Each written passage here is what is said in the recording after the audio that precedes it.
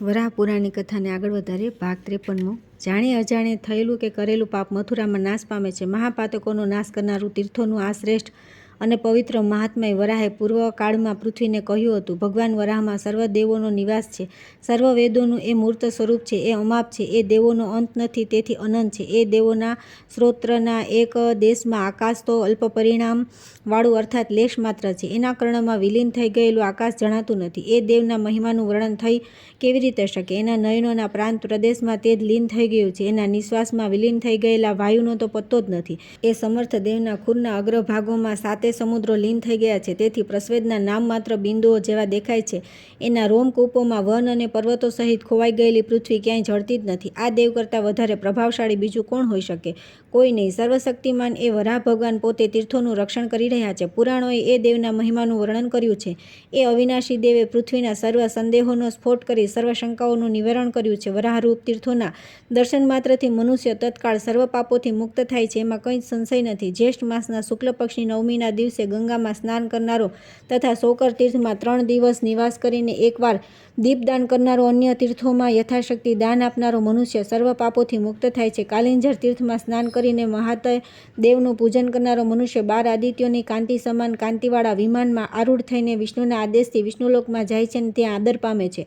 વરાહ બોલ્યા કે હે પૃથ્વી, કાનને સુખ આપનારી આવી આકાશવાણી સાંભળીને તે પંચાલ બ્રાહ્મણ યુવક મુનિ સંવંતને પૂછવા લાગ્યો. હે મુનિ, આપ અમારા ગુરુ છો, અમારા પિતા છો. બોલો, મારી ભગીની સાથે મેં કરેલા મૈથુનના પાપથી મુક્ત થવા માટે મારે અગ્નિ પ્રવેશ કરવો કે તીર્થોનું સેવન કરવું? પાપરૂપી નરકથી 3 દિવસમાં તરી જવા માટે ચાંદ્રાયણ વ્રત કરવું?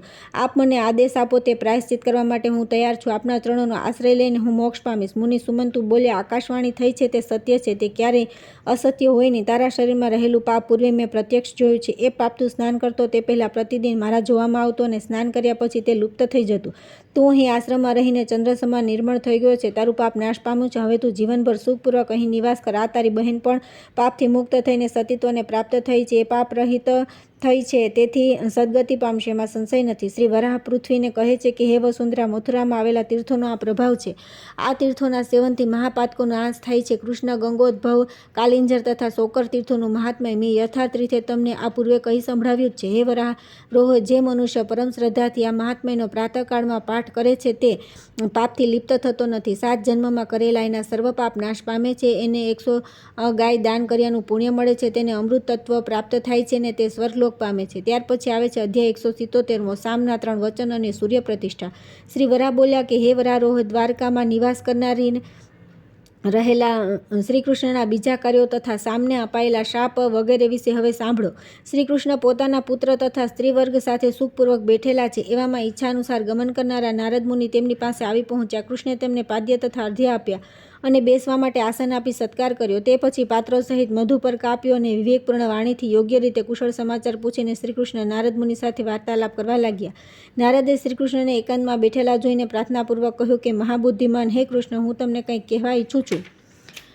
તે સાંભળો. તમારો પુત્ર સામ યુવાન થયો છે, બોલવામાં કુશળ છે અને રૂપવાન છે. સ્ત્રીઓ તેને પોતાનો અધિપતિ માને છે અને તેમને તે પ્રિય હોવાથી તેઓ સદાકાળ તેમની કામના કરે છે. દેવોએ જે આ 16,000 સુંદર સ્ત્રીઓ ક્રીડા કરવા માટે તમને આપી છે તેમના વિશે વળી હે પ્રભુ, બ્રહ્મલોકમાં દેવતાઓ પોતે આવું બોલતા હોય છે કે સામને જોઈને આ સર્વ સ્ત્રીઓના મન કામવશ થઈને વિહવળ થઈ જાય છે. હે સુરોત્તમ, હું તમારા પ્રિય સ્ત્રીજન વિશે તમને કહેવા માટે આવ્યો છું. આ પ્રસંગે દ્વૈપાયને કહેલો અર્થસભર એક સુંદર શ્લોક અર્થાત અર્થપૂર્ણ એક વચન સાંભળવામાં આવે છે. સત્ક્રિયાથી સ્વર્ગલોકની પ્રાપ્તિ થાય છે અને તેનાથી વિપરીત અર્થાત અસત્ક્રિયાથી નરકની પ્રાપ્તિ થાય છે. સત્કર્મ પવિત્ર હોઈને પૃથ્વી પર સર્વ દિશાઓમાં કીર્તિરૂપે ફેલાઈ જાય છે. જગતમાં મનુષ્યની કીર્તિ વિદ્યમાન હોય છે ત્યાં સુધી તે પુરુષ કહેવાય છે. કીર્તિમાન પુરુષ જ અવિનાશી, શાશ્વત ને અવિકારી હોય છે. અસત્કર્મ કરનારા પુરુષને જ્ઞાનીજનોએ નરકગામી કહ્યો છે. હવે તમે સામને તથા તમારા સ્ત્રીગણને મારી સમક્ષ બોલાવીને બેસાડો. તેઓ પોતાના આસને બેઠેલા હશે. તેવામાં તેમને બરાબર જોઈને તેમના મનમાં ઉત્પન્ન થયેલી વિહવળતા યથાર્થ રીતે હું તમને જણાવીશ. આથી કૃષ્ણે સુંદર આસનો પથરાવીને સામ તથા પોતાના સ્ત્રીગણને બોલાવી ક્રમવાર તેમને પોતપોતાના આસનો પર બેસાડ્યા. સાંબ શ્રીકૃષ્ણ આગળ આવીને હાથ જોડી ઊભો રહ્યો અને થોડીવાર પછી બોલ્યો કે પ્રભુ, મને આપની શી આજ્ઞા છે? સામનું ઉત્કૃષ્ટ રૂપ જોઈને કૃષ્ણના દેખાત તે સર્વ સુંદર સ્ત્રીઓના મનમાં કામથી વિહવળ થઈ ગયા અને તેઓ ઊંચી નીચી થવા લાગી. આથી કૃષ્ણે તેમને પોતાના નિવાસ સ્થાને ચાલી જવા માટે આદેશ આપતા કહ્યું કે ઉઠો, ઊભી થાઓ, તમારા સ્થાને ચાલી જાઓ. એટલે તેઓ ત્યાંથી ઉઠીને ચાલી ગઈ અને સાંભ હાથ જોડીને ધ્રુજતો ત્યાં જ કૃષ્ણ આગળ ઊભો રહ્યો. કૃષ્ણે નારદ ભણી જોયું અને શરમથી મુખ નીચું ઢાળી દઈને સ્ત્રીઓનો સ્વભાવ અને તેમના પાપી તથા આશ્ચર્યજનક ચરિત્રનું વર્ણન કરતાં કહ્યું કે એ સ્ત્રીઓને વ્યભિચાર કરવા માટે મોકો મળતો નથી, એકાંત સ્થાન મળતું નથી, તેમને પોતાના કૃત્યનું જ્ઞાન હોતું નથી. તેથી જ હે નારદ, સ્ત્રીઓમાં સતીત્વ હોય છે, આ સિવાય તેમના સતીત્વનું અન્ય કોઈ કારણ હોતું નથી. એક વાસા અર્થાત કેવળ દિશાઓરૂપી વસ્ત્રવાળા, 7 વર્ષની ઉંમર સુધીની વસ્ત્ર વિનાની બાળા, 8 વર્ષની ઉંમરની ગૌરી, 9 વર્ષની રોહિણી અને 10 વર્ષની કન્યા વગેરે સંજ્ઞાવાળા કહેવાય છે. તે પછીની 16 વર્ષના વય સુધીની બાળા અથવા શ્યામા, 32 વર્ષના વય સુધી યુવતી, 50 વર્ષના વય સુધી પ્રૌઢા તથા તે પછીના વયની વૃદ્ધા સ્ત્રીઓ. હે મુનિશ્રેષ્ઠ નારદ, રૂપવાન પુરુષને જોઈને દ્રવિત થવા માંડે છે, સ્ત્રીઓનો સ્વભાવ છે. હવે મારી સ્ત્રીઓને શામ વિશે કામભાવથી જાગૃત થયો તેનું કારણ સાંભળો. સાંબ અત્યંત અભિમાની છે, તેજસ્વી છે, ધાર્મિક છે, ગુણાઢ્ય છે અને રૂપવાન છે. તેથી તે સ્ત્રીઓનો તેના વિશેનો ક્ષોભ કંઈક અંશે દૂર થયો અને લજ્જા પણ સહેજ ઓછી થઈ. તેથી તેઓ તેના સંસર્ગ માટે કામથી વિહવળ થઈ. બરાબર છે, તમે કહો છો તે ખરું છે. આમ બોલીને નારદે હરિ અર્થાત શ્રીકૃષ્ણના વચનોનો આદર કર્યો અને સર્વના અંતઃકરણને જાણનારા નારદ સામને શાપરૂપ થાય તેવું વચન બોલતા શ્રીકૃષ્ણને કહેવા લાગ્યા. ગાડાને એક જ પૈડું હોય તેથી તે ચાલી શકતું નથી, તેમ પુરુષ સાથે સંગમ થયા વિના સ્ત્રીઓના કામાગ્નિની શાંતિ થતી નથી. અર્થાત કામરૂપ ગાડાને એક પૈડારૂપ સ્ત્રી સાથે પુરુષરૂપ બીજા પૈડાની આવશ્યકતા રહે જ છે. પુરુષના સંપર્કનો સ્વાદ ચાખ્યા પછી સ્ત્રીઓ સતત દ્રવતી રહે છે. પુરુષના નેત્રના સુંદર કટાક્ષનો પોતાની ઉપર પાત થયા પછી તેઓ કૃતકૃત્ય થયાનું માનીને ધન્યતા અનુભવે છે. રૂકમણીથી થયેલા તમારા પુત્ર પ્રદ્યુમ્નને જોઈને તમારી સ્ત્રીઓ અત્યંત શરમાઈ ગઈ હતી, પરંતુ સામને જોઈને તે બધી અનંગથી પીડાઈને કામાતુર થઈ ગઈ. જેમ સુગંધી દ્રવ્યોમાંથી ફેલાતી સુવાસને લીધે તેના આલંબન ઉત્તેજના પ્રાપ્ત થાય છે, તેમ સામ તમારી સ્ત્રીઓમાં ઉત્તેજના ઉત્પન્ન કરવા માટે આલંબન રૂપ છે. અર્થાત તમારી સ્ત્રીઓ માટે સામ ઉદ્દીપન વિભાવ છે. તેથી દુષ્ટાત્મા સામ તમારી સ્ત્રીઓ માટે વિનાશકારી છે. લોકોમાં ચર્ચાતી આ વાત સત્ય છે અને મેં લોકો પાસેથી તેમજ બ્રહ્મર્ષિઓ પાસેથી પણ વારંવાર સાંભળ્યું છે કે તમારા પુત્ર સામને વશમાં લેવાનું કાર્ય અતિ કઠણ છે. તમે સામનો ત્યાગ કરવાથી જ કુળનો નાશ કરનારા અપયશને મટાડી શકશો. ઉદાર અંતકરણવાળા હે પ્રભુ, મેં તો આ તમારા હિતની વાત કરી, હવે તમને જે યોગ્ય લાગે તે કરો.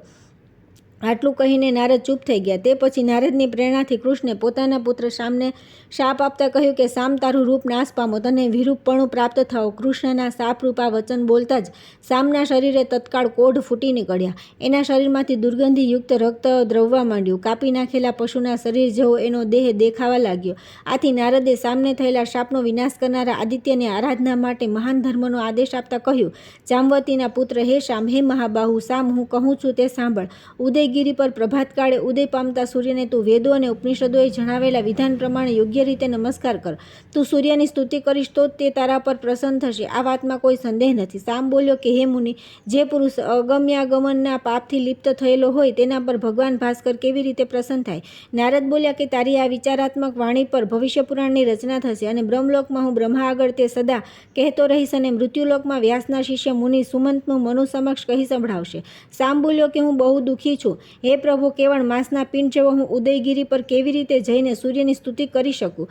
આપની કૃપાથી હવે પાપરહિત થયો છું. નારદ બોલ્યા, અરે ભાઈ, ઉદયગીરી પર જઈને સૂર્યની સ્તુતિ કરવાથી અને તેની આરાધના કરવાથી જે ફળ મળે છે તે પવિત્ર ફળ મથુરામાં રહેલા ષટ સૂર્ય તીર્થમાં જઈને મધ્યાહન કાળે સૂર્યની આરાધના કરવાથી મળે છે. મથુરામાં મધ્યાહન સમયે સૂર્ય મસ્તક પર આવે ત્યારે તથા રવિના અસ્ત સમયે સૂર્યની આરાધના કરવાથી રાજાના વૈભવ જેવો વૈભવ અર્થાત રાજ્યફળ શીઘ્ર પ્રાપ્ત થાય છે. ટૂંકમાં કહેવાનું એ છે કે મથુરામાં સવારે, બપોરે અને સાંજે શ્રદ્ધાપૂર્વક સૂર્યની સ્તુતિ કરવાથી પુણ્યફળ પ્રાપ્ત થાય છે અને તેના પરિણામે સ્તુતિ કરનારો મનુષ્ય પાપથી મુક્ત થાય છે. કૃષ્ણ ગંગોદ્ભવ તીર્થમાં સ્નાન કરીને સૂર્યની આરાધના કરવાથી મનુષ્ય સર્વ પાપથી તથા કુષ્ઠ આદિ રોગોથી મુક્ત થાય છે. શ્રી વરાહ બોલ્યા, નારદના આ વચન સાંભળ્યા પછી મહાબાહુ સાંબે મથુરા જવા માટે તેના પિતા શ્રીકૃષ્ણની આજ્ઞા લીધી અને દ્વારિકાથી તે મુક્તિફળને આપનારી મથુરા નગરીએ ગયો.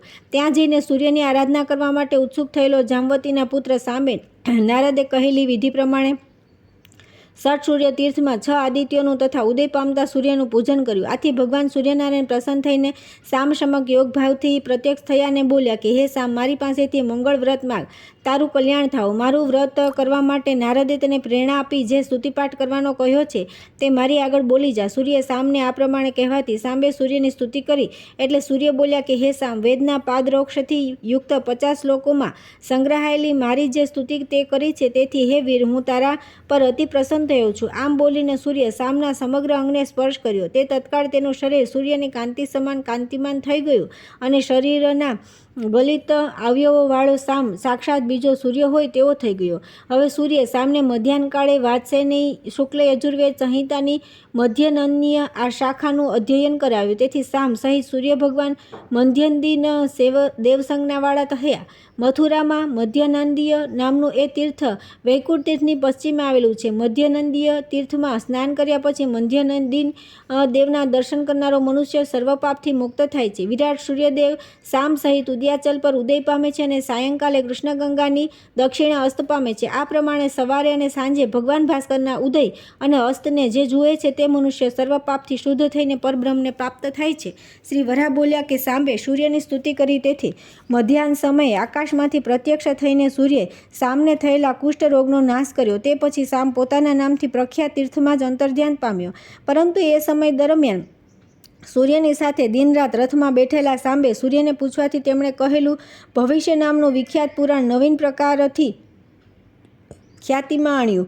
વળી તત્વજ્ઞ સાંબે ઉદયાચલના આધારે યમુનાની દક્ષિણે ઉદય પામતા સૂર્યનારાયણની પ્રતિમાની સ્થાપના કરી. ત્યાં જ મધ્યાહન કાળના કાલપ્રિય દેવની અને પછી અસ્તાચલના આધારે અસ્ત પામતા સૂર્યની પ્રતિમાની સ્થાપના કરી. આ પ્રમાણે સાંબે સૂર્યની પ્રાતઃકાળ, મધ્યાહનકાળ અને અપહરણકાળને અનુરૂપ 3 પ્રતિમાઓની યમુનાની દક્ષિણે સ્થાપના કરી. અને હે વસુંધરા, સાંબે પોતાના નામથી મથુરામાં પણ સૂર્યની એક પ્રતિમાનું પુરાણની વિધિ અનુસાર સ્થાપન કર્યું. મથુરામાં આવેલા તે કુલેશ્વર તીર્થને સામપુર કહે છે. તે તીર્થની પ્રદક્ષિણા કરતા રવિએ પોતે સાંબપુર વિશે કહ્યું છે. કામ, ક્રોધાદિ સર્વદ્વંદ્વોથી રહિત થઈને માઘ માસના શુક્લ પક્ષની સપ્તમીના દિવસે જે મનુષ્યો દિવ્ય સામપુરની પ્રદક્ષિણા કરે છે તેઓ સૂર્યમંડળનું અતિક્રમણ કરીને પવિત્ર વિષ્ણુના ધામને પ્રાપ્ત થાય છે. હે દેવી, સામના શાપથી નિર્માણ થયેલા સૂર્યની પ્રતિમાઓના સ્થાપના રૂપ આ સામ પુર તીર્થનું મહાપાતકોનો નાશ કરનારું મહાત્મય તમને કહી સંભળાવ્યું. ત્યાર પછી આવે છે અધ્યાય 178 શત્રુઘ્ન ચરિતના શ્રવણનું ફળ. શ્રી વરાહ બોલ્યા, દ્વિજજનો પર અનુગ્રહ કરવાની કામનાથી ભયંકર સ્વરૂપવાળા કોઈ પ્રાણીનો વધ કરવામાં આવે તેમ પૂર્વે શત્રુઘ્ને લવણ નામના ભયંકર અસુરનો વિનાશ કર્યો. માર્ગશીર્ષ શુક્લ દ્વાદશીના દિવસે જે જીતેન્દ્રિય પવિત્ર પુરુષ ઉપવાસ કરીને પિતૃઓનું શ્રાદ્ધ કરી બ્રાહ્મણોને સ્વાદિષ્ટ અન્નનું ભોજન કરાવી પ્રસન્ન કરે છે અને હે વરારોહ શત્રુઘ્નના ચરિતનું શ્રવણ કરે છે તેને પુણ્યફળ પ્રાપ્ત થાય છે. શત્રુઘ્ને લવણ નામના અસુરનો વધ કર્યો ત્યારે તેને ઘણો હર્ષ થયો. તે સમયે પોતાની લીલા માત્રથી અનાયાસે કામ કરનારા શ્રી રામચંદ્ર મહાત્મા શત્રુઘ્ન બહુમાન કરવા માટે સૈન્ય સહિત અયોધ્યાથી તેની પાસે આવી પહોંચ્યા.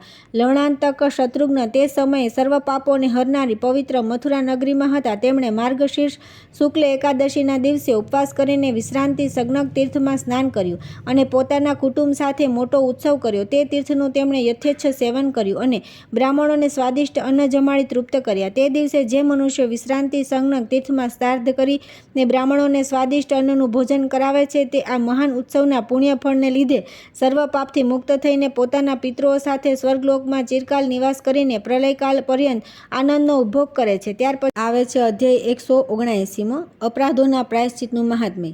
પૃથ્વી બોલી કે હે દેવેશ, જે કર્મનું આચરણ કરવું જોઈએ તે ન કરવાથી અપરાધ વિનાનો મનુષ્ય અપરાધી થાય છે. આપની પૂજા ન કરવાથી આપના પ્રતિ થયેલા અપરાધના લીધે આપનો ભક્ત તે મનુષ્યનો ત્યાગ કરે છે. આ વિષયમાં આપની પૂજાનું ફળ જ કારણ હોવાનું જણાય છે. તેથી આપની પૂજાના વિષયમાં જે જાણવા જેવું હોય તે આપ કૃપા કરીને મને કહો. શ્રી વરાહ બોલ્યા, મન, વાણી અને કર્મથી જે મનુષ્યો પાપમાં આસક્ત રહે છે તેમને મારી પૂજા કરવાનો અધિકાર નથી. વળી અમાવસ્યા તથા પૂર્ણિમા અને સૂર્ય સંક્રાંતિના તેમજ અન્ય પર્વોના દિવસે દાતણ કરનાર, રાજાના અન્નનું ભોજન કરનાર, મૈથુન કર્યા પછી સ્નાન ન કરનારા, શબનો સ્પર્શ કરીને અપવિત્ર થયેલા, મળમૂત્રનો ત્યાગ કર્યા પછી સ્નાન ન કરનારા, સુબાવડી તથા ઋતુમતી સ્ત્રીને ન જોવાય છતાં તેને જોનારા, તેને સ્પર્શ કરનારા, તેની સાથે મૈથુન કરનારા, વાત ન કરવા યોગ પતિત માણસો સાથે વાતચીત કરનારા, ન બોલવા યોગ્ય વચન બોલનારા તલનો ખોળ ખાનારા, રક્તથી ખરડાયેલું પારખું તથા મલિન તેમજ ગળી નાખેલું વસ્ત્ર પહેરનારા, ગુરુ પર મિથ્યા આરોપ કરનારા, પતિતનું અન્ન જમનારા, ન ખાવા યોગ્ય વાવડિંગ તથા બહેડા વગેરે પદાર્થો ખાનારા, શ્રેષ્ઠ અન્નનું દાન ન કરનારા, હંસ અને બતકના માંસનું ભક્ષણ કરનારા, દેવના મંદિરમાં પગરખા સાથે ફરનારા, નિશ્ચિત ફૂલોથી દેવની પૂજા કરનારા, દેવ ઉપરથી નિર્માલ્ય ઉતાર્યા વિના તેના પૂજા કરનારા, અંધકારમાં દેવનું પૂજન કરનારા, મદ્યપાન કરનારા, દેવ મંદિરમાં પ્રકાશ કર્યા વિના અંધકારમાં દેવને શયનમાંથી જગાડનારા, અર્ચન કર્મ સમયે વિષ્ણુને નમસ્કાર ન કરનારા, આ બધા મનુષ્ય હે ધરે અપરાધી છે. આ પ્રમાણે મેં અહીં તમને 33 પ્રકારના અપરાધ કહી સંભળાવ્યા.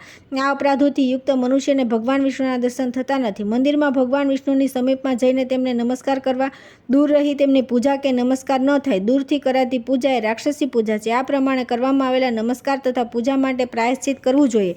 તેના પ્રાયશ્ચિત રૂપે અનુક્રમે પ્રથમ દિવસે દૂરથી કરાયેલા નમસ્કાર તથા પૂજા સમયે પહેરેલા વસ્ત્રો સહિત સ્નાન કરવું, પછી 2 દિવસ સુધી કેવળ પંચગવ્યનું આસન કરી સ્નાન કરવું અને તે પછી ફરી પ્રથમ દિવસે પહેરેલા પાપકર્મ સમયના વસ્ત્ર પહેરી 3 દિવસ સુધી એ વસ્ત્રો સહિત સ્નાન કરવું. શ્રી વિષ્ણુના પૂજન સમયે ગળી કરેલા વસ્ત્ર પહેરાયની, ગળી કરેલા વસ્ત્ર ગાયનું છાણ ઓગાળેલા જળમાં બોળીને ધોઈ નાખવા.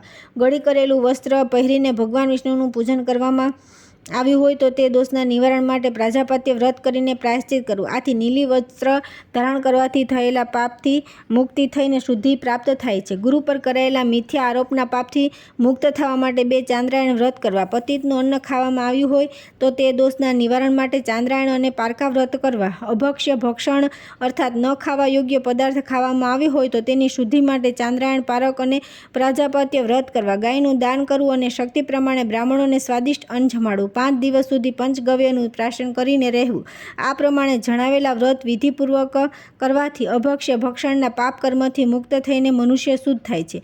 દેવ મંદિરમાં જૂતા પહેરીને જવાય નહીં. એમ પહેરીને જવાથી થયેલા પાપની શુદ્ધિ માટે 2 દિવસ ઉપવાસ કરવો. પુષ્પ વિના વિષ્ણુનું પૂજન કરાય નહીં. સ્નાન કરાવાય નહીં કે સ્પર્શ કરાય નહીં. તેમના પરના નિર્માલ્ય દૂર કર્યા વિના દેવનું પૂજન થાય નહીં. સ્નાન કરાવાય નહીં કે નમસ્કાર કરાય નહીં. આ દોષથી દૂષિત થયેલા માણસે સ્નાન કરી પુષ્પથી દેવનું અર્ચન કરવું અને તેમને પંચામૃતથી સ્નાન કરાવવું. દ્વિજાતિથી સુરાપાન કરાય નહીં અર્થાત દારૂ ન પીવાય. સુરાપાન કરનારે દ્વિજે શુદ્ધ થવા માટે 4 ચાંદ્રાયણ વ્રત કરવા. 12 વર્ષ સુધી 3 પ્રજાપત્ય વ્રત કરવા. આ પ્રકારનું પ્રાયશ્ચિત કર્યા પછી સુરાપાન કરેલો દ્વિજ દોષમુક્ત થઈને શુદ્ધ થાય છે. વળી સુરાપાન કરેલા દ્વિજ બ્રહ્મ કુર્ચનું પાન કરવું, 3 ગાયો દાનમાં આપવી અને પંચામૃતનું પાન કરવું. ભગવાન વિષ્ણુની સ્તુતિ કરવાથી તથા ઉપર જણાવેલા પ્રાયશ્ચિત કરવાથી મનુષ્ય સર્વ દોષોથી મુક્ત થાય છે. હે પૃથ્વી, આ તમને અતિ પવિત્ર વિષ્ણુની પૂજા અને તે અંગેના દોષોના પ્રાયશ્ચિત વિશે કહ્યું. હવે બીજું શું સાંભળવા ઈચ્છો છો? આ પ્રમાણે વરાહરૂપ દેવોના દેવ ભગવાન જનાર્દન પૃથ્વીને વારંવાર કહ્યા કે પરંતુ મોહને પ્રાપ્ત થયેલી પૃથ્વી જાણે કંઈ સાંભળતી કે સમજતી ન હોય તેમ જણાતી ન હતી. થોડી વાર પછી તે ભાનમાં આવી હોય તેમ સ્વસ્થ થઈને ભગવાન વરાહને કહેવા લાગી કે હે દેવ, વિષ્ણુની પૂજામાં થયેલા દોષના લીધે તે અપરાધી મનુષ્ય દોષિત ઠરે છે. એમાંથી મુક્ત થવા માટે માણસો પુષ્કળ પ્રાયશ્ચિત કરે છે. આથી મારા મનમાં દુઃખ આપનાર એક વિચાર હંમેશા આવ્યા કરે છે. એટલા માટે હું આપને પૂછું છું કે આપના પ્રતિ થયેલા અપરાધ અર્થાત પાપોની શુદ્ધિ થવા માટે પ્રાયશ્ચિત કર્યા વિના આપનું પૂજન કરવામાં આવે તો મનુષ્યો પર આપ જે રીતે પ્રસન્ન અને અનુકૂળ થાઓ તેવો કોઈ ઉપાય છે ખરો? શ્રી વરાહ બોલ્યા, કાશીમાં આવેલા મારા સૌકરવ તીર્થમાં ઉપવાસ કરીને ગંગા સ્નાન કરવાથી મનુષ્ય પાપથી મુક્ત થઈને શુદ્ધ થાય છે. એવી જ રીતે મથુરામાં પણ અપરાધી મનુષ્ય શુદ્ધ થાય છે. આ બંને તીર્થોમાં ગમે તે તીર્થનું એકવાર પણ જે મનુષ્ય સેવન કરે છે તે તીર્થોના પ્રભાવથી તેણે હજારો જન્મોમાં પાપ કર્યા હોય તોય તે બધાથી મુક્ત થઈ જાય છે. આ તીર્થોમાં સ્નાન કરવાથી, એમના જળપાન કરવાથી, એ તીર્થોનું ધ્યાન, એમના ગુણોનું કીર્તન, શ્રવણ, મનન અને એ તીર્થોના દર્શન કરવાથી પાપનો નાશ થાય છે. પૃથ્વી બોલી કે હે સુરેશ્વર, મથુરા તીર્થ અને સૌકરવ તીર્થ એ બંને આપને પ્રિય છે. એ વાત ખરી, તો પણ આ બંને તીર્થોમાંથી શ્રેષ્ઠ તીર્થ કયું છે તે આપ મને સાચે સાચું કહો. શ્રી વરાહ બોલ્યા કે સમુદ્રથી માંડીને સરોવર સુધીના કાંઠે આ પૃથ્વી પર જેટલા પણ તીર્થો આવેલા છે તે સર્વમાં ઉપજામ્રક તીર્થ શ્રેષ્ઠ છે. તેથી મારા શ્રદ્ધાળુ ભક્તો સદા તેની પ્રશંસા કરે છે. પરંતુ સૌકરવ તીર્થ તેના કરતાં કરોડો ગણું પવિત્ર અને શ્રેષ્ઠ છે. પુરાણોમાં સીતે, વૈષ્ણવ અને ગંગાસાગર તીર્થો કહેવામાં આવ્યું છે કે એ બંને તીર્થો અતિ પવિત્ર છે. એ તીર્થોમાં માર્ગશીર્ષ પૂર્ણિમા તથા માર્ગશીર્ષ દ્વાદશીના એક દિવસે નિવાસ કરીને ત્યાં સ્નાન કરું, કારણ કે હું એ બંને તીર્થોમાં નિવાસ કરીને રહેલો છું. પરંતુ મારું મથુરા ક્ષેત્ર તો સર્વ તીર્થોમાં પવિત્ર અને પુણ્યપ્રદ તીર્થ છે. શીત તીર્થ કરતાં પણ મથુરા તીર્થનું સેવન પરાર્ધ ગણું ફળ આપનારું છે, એમાં સંશય નથી.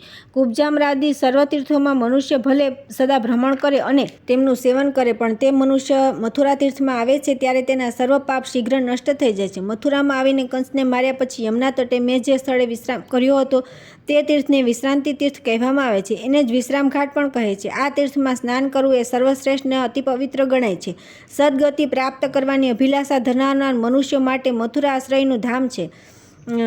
સોકરવ તીર્થ અને ખાસ કરીને મથુરા તીર્થમાં જ્ઞાન તથા કર્મ વિના પણ મનુષ્યને મુક્તિ પ્રાપ્ત થાય છે, એમાં સંશય નથી. કર્મનિષ્ઠ જ્ઞાની બ્રાહ્મણને જે ગતિ પ્રાપ્ત થાય છે તે ગતિ મથુરામાં મૃત્યુ પામનાર મનુષ્યને પ્રાપ્ત થાય છે. હે સુવ્રતા પૃથ્વી સત્ય સ્વરૂપે વરાહે તમને મથુરા તીર્થનું મહાત્મ્ય સંક્ષેપમાં કહી સંભળાવ્યું. મથુરા સમાન કોઈ તીર્થ નથી અને ભગવાન કેશવથી શ્રેષ્ઠ કોઈ દેવ નથી. ત્યાર પછી આવે છે અધ્યાય 180મો, ચંદ્રસેન રાજાનું આખ્યાન અને ધ્રુવ તીર્થનું મહાત્મ્ય. શ્રી વરાહ બોલ્યા કે હે વસુંધરા, ધ્રુવ તીર્થમાં પિતૃ અને તૃપ્તિ આપનાર એક પ્રસંગ બન્યો હતો. તેના વિશે હવે હું કહું છું તે સાંભળો. મથુરા નામની નગરીમાં સત્ય નિષ્ઠા ધરાવનાર ચંદ્રસેન નામનો એક ધાર્મિક રાજા રાજ્ય કરતો હતો. તે સદાકાળ યજ્ઞ અને દાન કાર્યમાં પ્રવૃત્ત રહેતો હતો. તેને સારા કુળમાં ઉત્પન્ન થયેલી સારા આચરણવાળી અને તરુણ વયની 200 સ્ત્રીઓ હતી.